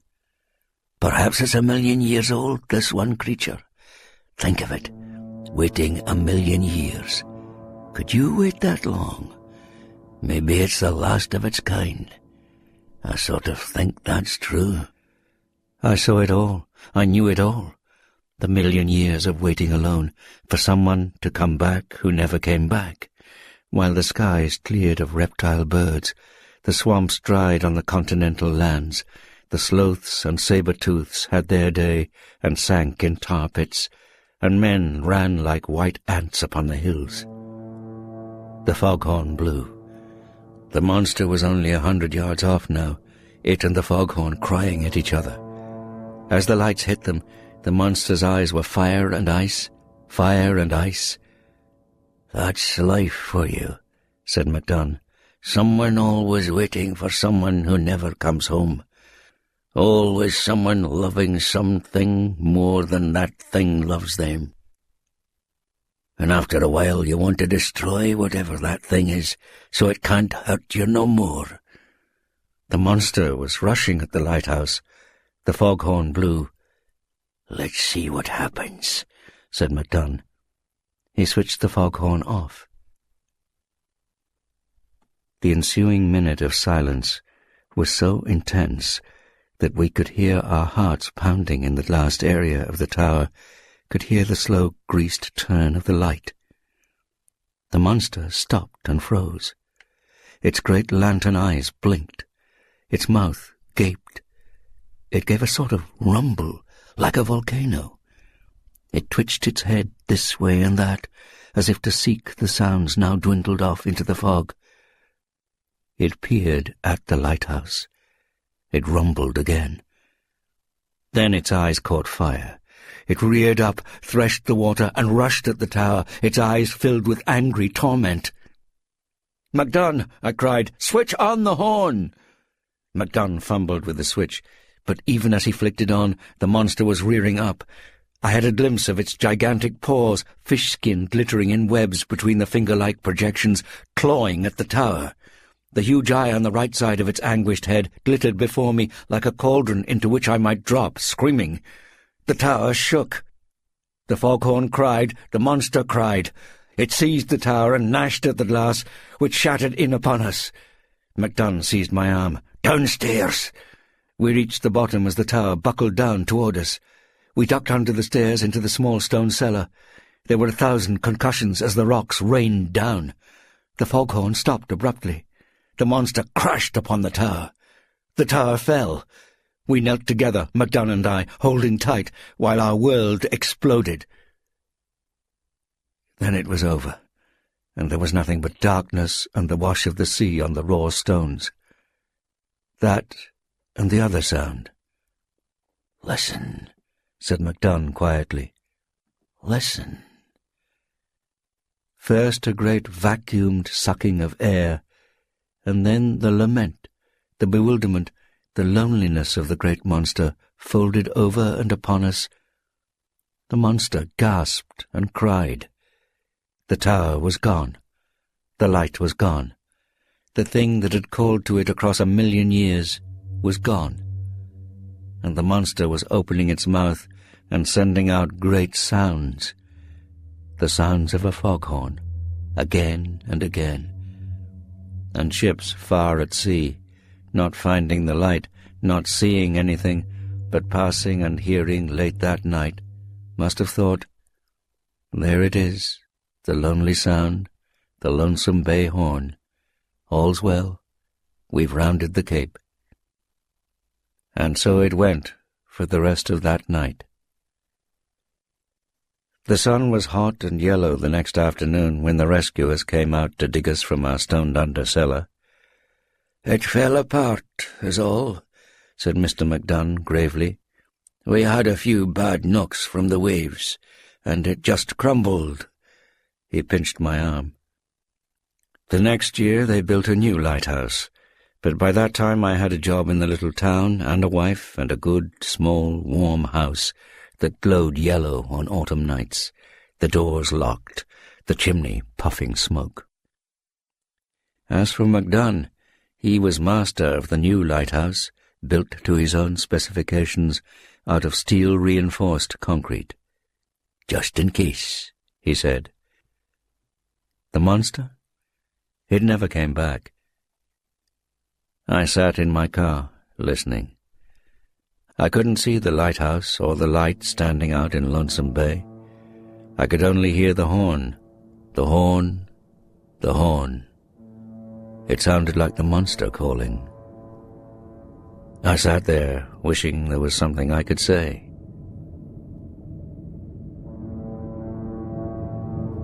That was The Foghorn by Ray Bradbury, read by Sean Barrett. Ray Bradbury's short stories are produced by Matt Thompson and are a Rocket House production for BBC Radio.